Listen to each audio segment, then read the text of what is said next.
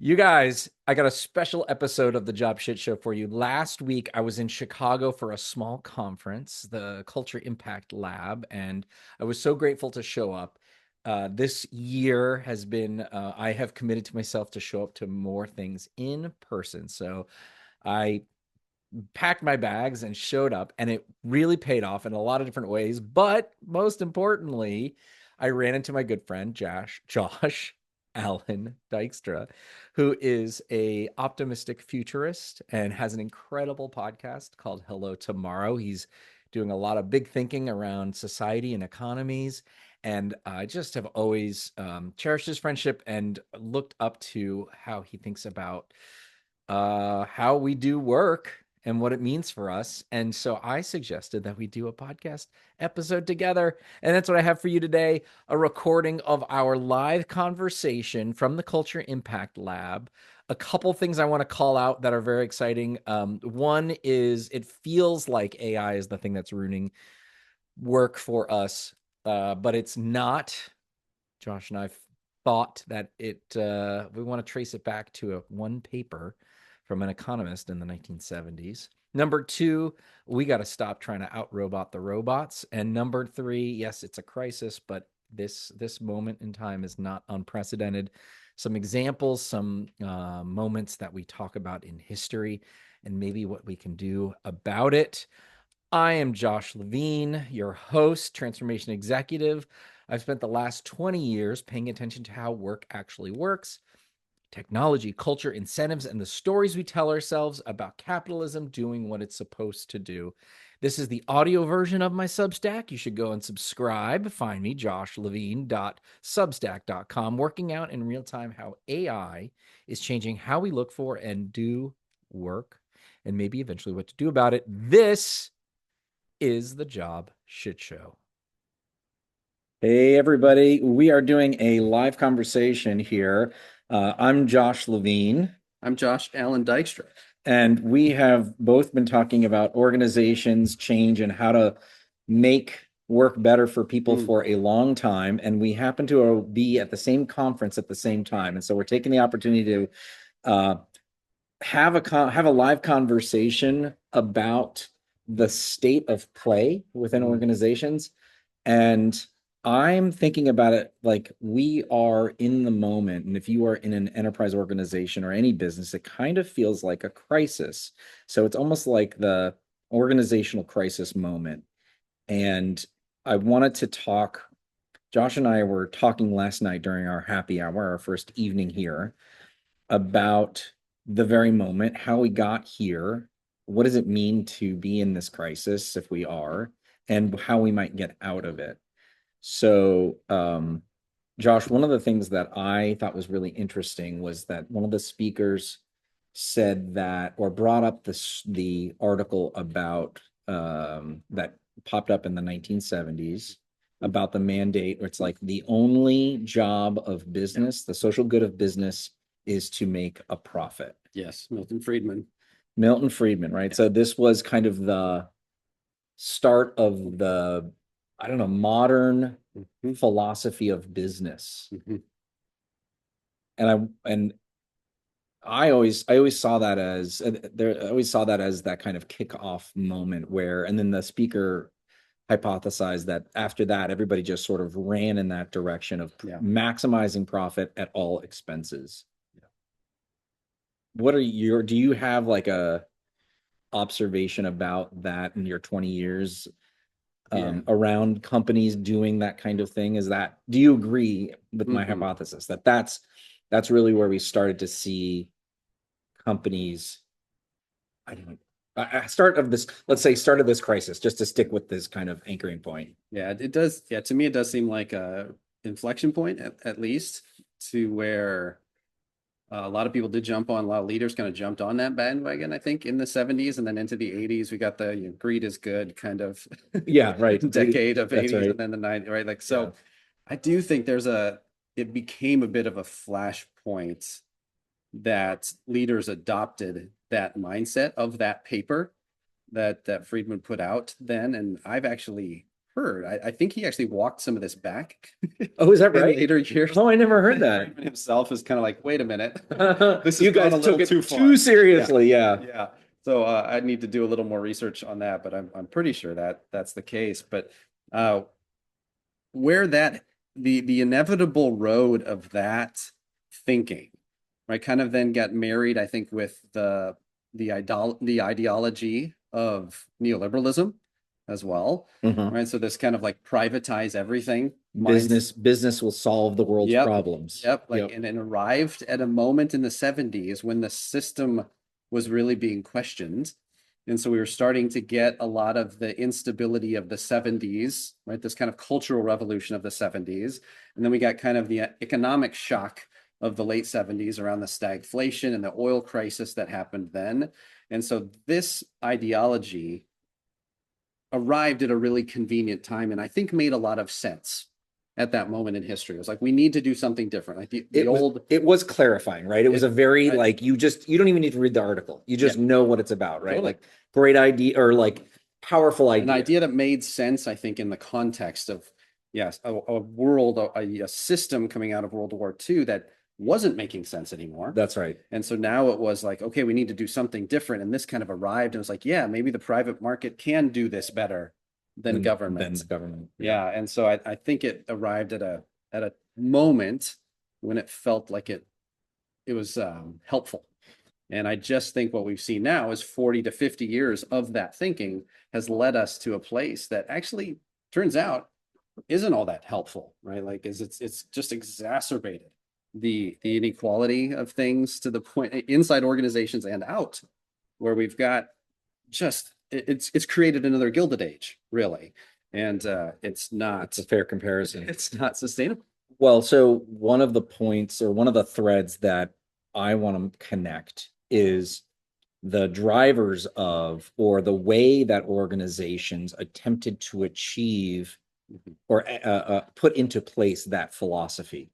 So we are talking about the drive, and this is reflected in culture as well, which is this drive for um, the ultimate idea is efficiency. That is the virtue. Mhm. That is the business virtue is efficiency and maximizing productivity and putting that responsibility on the individuals within the organization. I will add this sort of classic American idea of the individual as the hero. Mhm. And what that has caused is the kind of absorption of that idea where I can just sit here for another hour and get more done. And even if I'm not being paid for it. And that has that we've been able to deliver on that increased efficiency through technological advances. And we have that. We're like, okay, great. We're implementing our CRMs and our ERPs, and oh, now we don't even have to go on to emails. We can do Slack. We can message. We can communicate. Oh, we can actually do work at all hours of the day. And the system that started being created then is rewarding that behavior. Mhm. How do we become more busy as a symbol of the output? And that, I think, is what brings us to today's moment. Mhm. And you can't see it, but I'm using my hands to describe it's almost like a funnel. And we started very wide, and there is this, I don't even know what it is the funnel is made of, but there's all these pressures. It's what the funnel is being formed by, all these pressures to do more, to add more priorities, to add more features, to add more hours, to do more things. And that becomes this background for the crisis that I think we're entering into. Mhm. Yeah, it's a continual kind of nonstop pressure to efficientize everything. Right? Yeah. Like to productivize everything, Yeah. to Yeah. make things faster, cheaper. It's a race to the bottom in a lot of ways. And I think that's what people are feeling. I think right now it's showing up in the compression of our emotional capacity our our ability to focus, Yeah. our ability to be resilient, right? I think we're all feeling the squeeze, even if we can't, even if we didn't have language to identify why we feel that way. I think a lot of people feel it. The I think the thermometer of the moment is the burnout. Yeah. And we are, well, you and I were talking last night about our own podcasts and creations and whether we should continue them or not. And our conclusion in the moment was the algorithm wants what the algorithm wants, and you're never going to satisfy it. Nope. So that to me is sort of the epitome of the ideology of both the society inside and outside of Yeah. organizations. Yeah. Well, it creates this effect that you can't ever stop, right? Like we don't feel like we can stop. That's right. That if we allow computers to dictate that, we can't stop.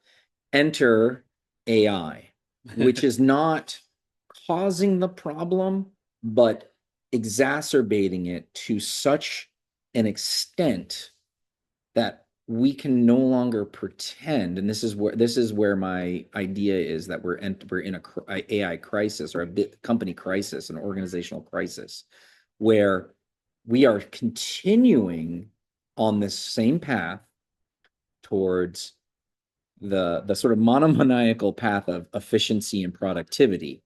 And here enters AI, which can be more efficient and more productive, faster, longer. Yep. And we, because we've been doing this for 50 years, our only response is to sit and make things go faster, to try to chase that as humans. And what I hope we are realizing, and why this crisis is coming to bear, and why this crisis is actually a good thing, is we can't. We are incapable of trying to out efficiency-size the machines. Yeah. Yeah. Collie said this yesterday, right? We will never robot the way the robot does. That's right. We can't. So in fact, this is a great way to articulate this, right? That idea of maximize in the title, right? Maximize shareholder value, maximize compute. Like we were trying to become the machine, right? We even say, "Oh man, you're a machine," right? And now we have a technology that really can outperform us on those metrics, and people and organizations are breaking. Yeah. Or will break very shortly, I believe. Yeah, I think so. If especially if we try to out-robot the robot, right? Like that, I think that's the move that feels like we need to do it, but we can't. Right? We physically can't, we emotionally can't, we can't keep up. So the move, I think, is to become more authentically human. So what's really interesting about this moment, right? It raises some really interesting inquiries about what does it mean to be human? How do we actually stop being so robotic? I think, to again, like reference back to Collie's talk yesterday at this conference, that there's this switching places that we've done. We've become more and more robots over the years. I just love this point that Collie made. We've turned into robots, right? Our work has been roboticized. Are we surprised that now the excuse, because the frame that we're coming at this with is that we have emulated the robots, are we surprised then that the excuse, the story is, oh, I can replace workers with AI? Yeah. And I think that is the false premise. And now I think we're moving into the second. What I'd like to do is articulate the second half. So we've gone from where we came from to where we are in the moment, and now I'm going to create the inverse of that funnel, right? So it's almost the totality of the shape is an hourglass. So our job now is to understand or think about or imagine ways to create more space. Yeah, to rebroaden. Rebroaden. And this, I think, will also use the kind of most immediate example is one of the common gripes that I am seeing and hearing personally and on social media is our leaders are giving us AI and saying, I don't know, just experiment with it. And everybody's going, with what time? Yeah. And so we have created the organization is a system that has been created to force and reward efficiency. And now we're asking people to experiment, which is the antithesis of efficiency.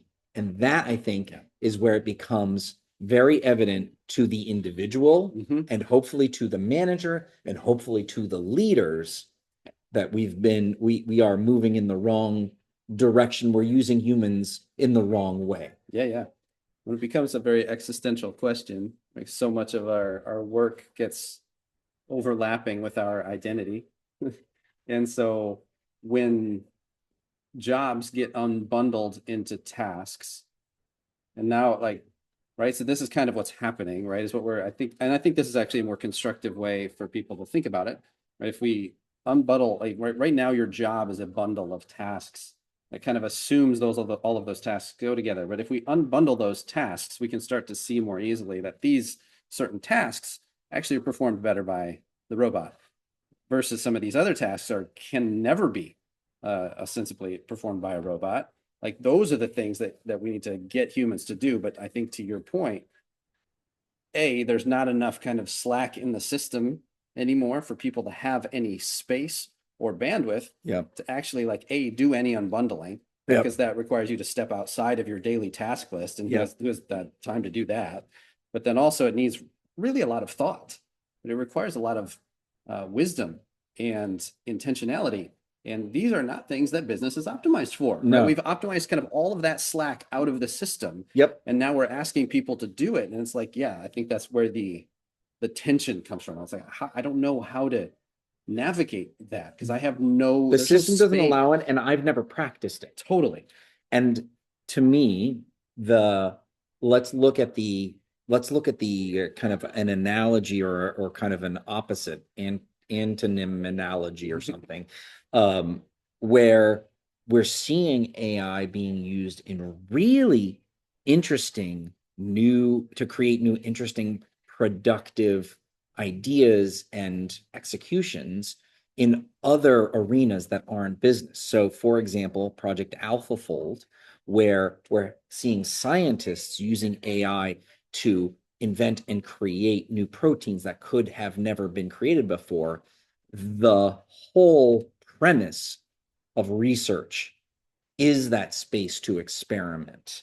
The whole premise of creating a container within a university and having these tenured professors be responsible for doing these research is to create new knowledge.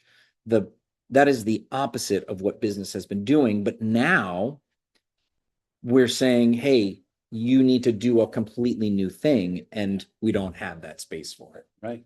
So that's the crush of the kind of the black hole of the 0 point of where we are. I'm afraid that we're not to the 0 point yet, right? This actually gets a lot more crushing before it gets better. But I hope that in my happy dreams, when I have them every once in a while, when I have those, this is a moment. It's a watershed moment for us to really take a look at what work is and what we want work to be in our lives. Because if we have the option of automating all the crap that we don't want to do, let's freaking do that, right? There's so much drudgery in work. Let's let the robots take it. I just did an interview about the bullshit work, defining what the bullshit work is. Oh my goodness. Let's do that. But what is left? And this was a question that has come up multiple times at this conference. What is left, right? There's a speaker that said it's an identity crisis. You're like, now what? Yeah. And so in your happy place, we have to recognize or really start to create a moment of to explore what it is we're trying to expand into, what is possible. Yeah. Yeah.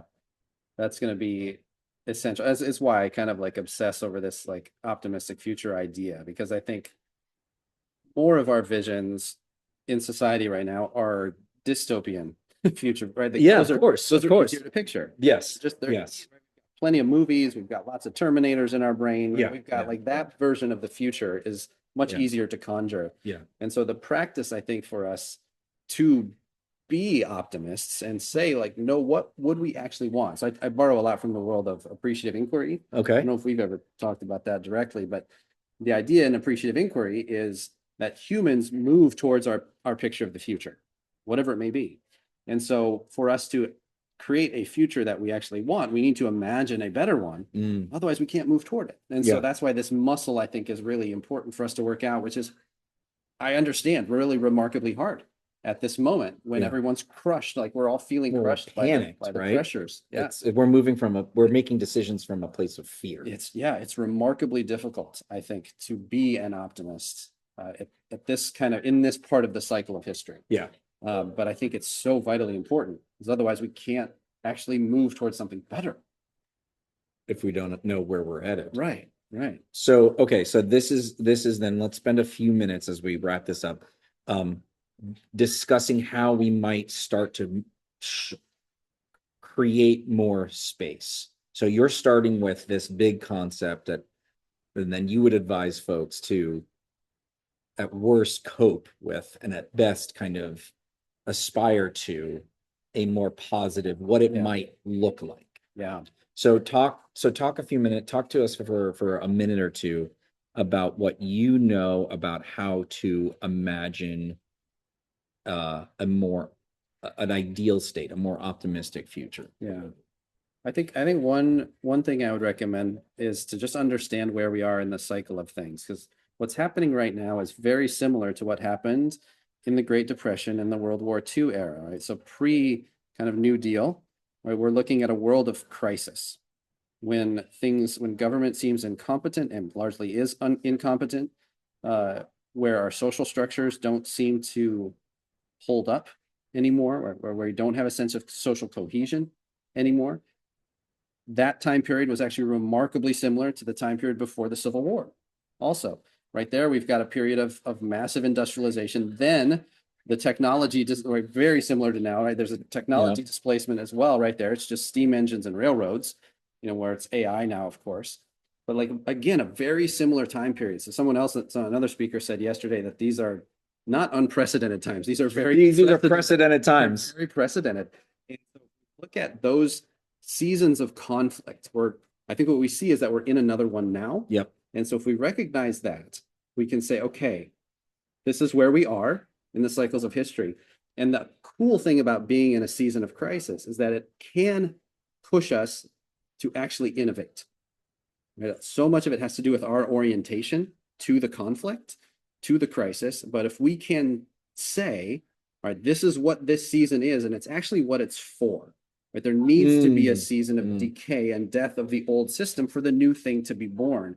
Then I think we can actually get some juice from it to the point where we can say, okay, now I can start to imagine a world where I get to work on things that I actually want to work on, or have an economy that I can actually have a say in, or have a government that's actually doing things that matter to me and my family, or on and on. In the parlance of innovation, it's a burning platform. We're not going to leave where we are, no matter how it is, unless we've burnt the ships, right? We burnt the ships and we don't have an option forward. That's what this season is, right? I don't know, I read something, I don't think it's about the terrible 20s. It's like we're in the 2020s, and it's like it is just hit after hit after hit. And I do think that we are in the middle of a decade of this, this shift and this, like you said, decay or destruction. So, okay, so we can imagine this moment as an opportunity for something different. And we talked a lot about, yesterday there was a conversation about the impossible and embracing the fact that that you don't just shy away from the impossible challenge, because that is really where the richness is. That's what we want. And so here it is, Josh is channeling this permission to embrace an impossible opportunity of seeing that future. Let's get more practical inside of an organization. Some manager is listening to this now, some leader. Let's just talk through some small, tangible things that we can do inside of our own teams to muscle and create, push back against that system, just at least now until the system collapses. What can we do today? Yeah, I've been thinking a lot about this, Josh. I think it's a really good inquiry. So what comes up for me, and then I want to hear what you think about this. What comes up for me is a couple things. First, I think we need to protect our energy. I think, right, like through a crisis, you need to be able to keep yourself afloat, right? So wherever your place is, where you go to replenish yourself, figure out what that is, and then make sure you get it through this time of crisis, and make sure you can do that actually inside your workplace. I think that's the harder part, because a lot of us could say, yeah, I can go to the beach, or I can go to the golf course, or I could, but like, you're not actually going to spend most of your life on the beach or the golf course. You're going to probably spend it in your work. So you need to find ways to replenish your energy throughout the day at work. As a practice. Yeah. So I think that's a first one. I think the next one I would say, do you want to add anything to that? No, that's great. Next one I would say is learn to practice restraint, because restraint is the core of wisdom. So no matter what kind of spiritual or philosophical tradition you look at through the history of human culture, if you look at the tradition of wisdom, at the core of it is the idea of restraint. Right? It's what we don't do. It's what I make space for. It's what I stop from happening. That is at the core of the idea of restraint, of wisdom. And so I would say, this is a skill you can practice. And this is something the machine can never do, right? This is something the robot can never do. It's actually restraint, because it's built around the optimization of speed. That's right. And so the more we practice saying no, the more we practice our boundaries, the more we practice saying, like, this is the space I need to protect my energy. I think that's another really, really big one. Yeah. One of the lessons that I learned early as an entrepreneur is, because business is so unpredictable, you need to be really diligent about feeding yourself and around the other things in life.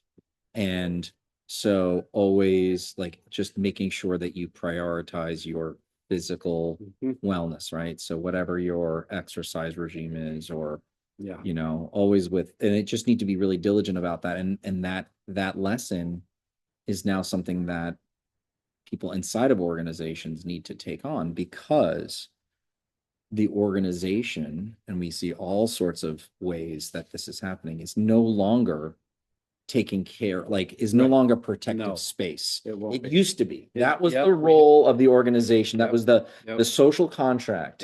You sign up to become an employee, you get health insurance, you get time off, you get security. That's no longer the case. And so as individuals and humans, we need to establish our own practice. And I almost feel like there's kind of this sort of millennial Gen Z backlash of saying, like, well, the company, like, you don't have to take care of the company's no longer taking care of you, kind of attitude.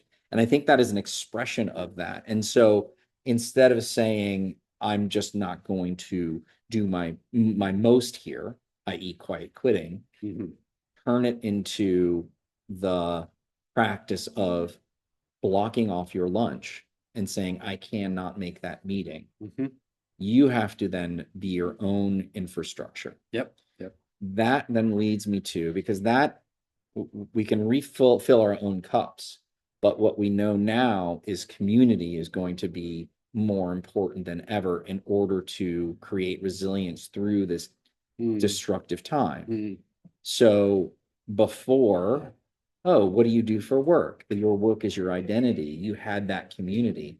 And you can, I guess my statement is really, how do you find the people that you find energy with, that you can rely on, that could be your team. And as a team leader, you can foster and facilitate that. You can even protect the team from the worst impulses of the organization and the system, and take it on yourself. You need to start as an individual showing up regularly to create some sort of community, because there will be a day, a week, a month, a year where you don't have the internal capacity, no matter how many glasses of water you've drank and how fit you are, to be able to continue to thrive on your own. And we need others. So that might be a spiritual or religious institution, that might be extended family, that might be support groups, that might even just be a regular group, getting together with friends. Yeah. Yeah. I think that's actually very historically precedented too, right? So what we see in these cycles is we come out of a very individualistic kind of time period, and now we're moving back more into a communal focused time period. We're not in Not the yet, moment, not yet, but but that's where looking it's going. forward, that's where it's going. Yeah, Yeah, like within exactly. the next decade, right? I think we'll see a lot more of what you just said, of people like recognizing that they need that. They do. Right? We do. I think we see little snippets of that now, and it's couched as a rebellion against social media, right? So the decline of the dating apps, the increase of the in-person events, and that's wonderful. To me, that's a good symbol for that. Yep. And I think leaning into those things, and present experience included, this year, one of my commitments was to show up to more places, to conferences that were of high value, high like integrity. And this, I show up here in Chicago, you show up here in Chicago. We're both from different cities. I'm from Portland, Oregon. Yep. Josh is from Denver, Colorado, and we're showing up and having this happy collision. I haven't seen Josh in person in a couple of years. And so now we have this opportunity. So making the effort, putting the energy in, because it is so easy to sit at home, be on your phone, order DoorDash. And we need to put in the effort, right? So I'm going to go right back to efficiency. Yeah. All of those digital products are created to relieve, quote unquote, pain and effort. Yeah. And what we have lost is the most important piece. In the pursuit of efficiency, we've lost the relationship, and we've lost our community. And so I think the real, we need to take it on ourselves. I think so. Yeah. We can no longer in the moment rely on government. We can't rely on institutions. We can't rely on organizations. And so if you are inside of an organization, you can create that protection. You can create a little bit more space for this. And ultimately, it'll be up to the individual to decide, to choose what to leave behind. Yeah. What to change. What are you going to change? What practice will you change in order to really survive and prepare to survive this, the turmoil of this moment, and be able to set up to thrive in that next moment? Yeah, basically, I think what we need you to do is to become more entrepreneurial. Like when I think about a core skill, and sometimes people ask me, like, what am I teaching my kids? Yeah. So they're 11 and 13 now. And yeah, what am I teaching them about, like, what am I thinking about college or something? I'm like, I'm actually not, because what I think about is how to help them have a strong sense of identity and be able to be entrepreneurial in spirit. So even if you're in an organization, like the things that you're talking about are these things of like self-management of schedule and time and energy replenishment. Boundaries. Yes, we used to be able to rely on our organizations to give us some of those lines. Clock in at 9. Totally. Clock out at 5. And yeah, and I guess what I'm suggesting to any folks who are in organizations is that agreement is also going to get unbundled, right? It's going to get messier. It's going to get more blurry. And so you need to take it on yourself, even inside a company, I think, to be able to self-manage some of those things. Yeah. Otherwise, this time period is going to be very difficult without that, without those skills or practices. So back to the driving force behind this, or at least behind this moment, is AI. And this will be the last little piece that I want to dig into, which is how this is undeniably a powerful influence and tool. How might we use AI to support our own, this thesis, the entrepreneurial recapture and protection and preparation? Yeah.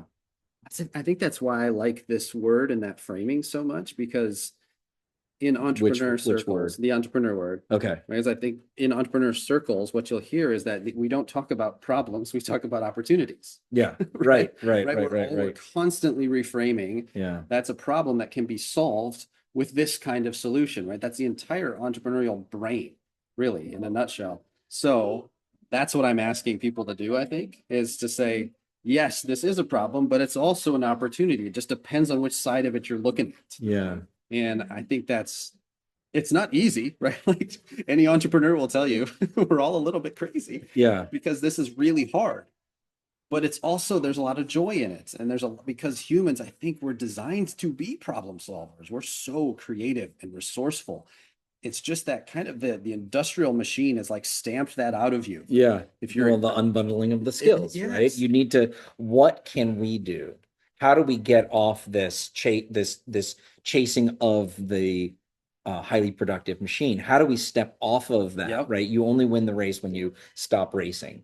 And so I do think that the challenge is going to be rethink, like, what is your relationship to this? How do you separate from it? Right now we're feeling the pain in our own bodies, but let's extract that. I think that's right.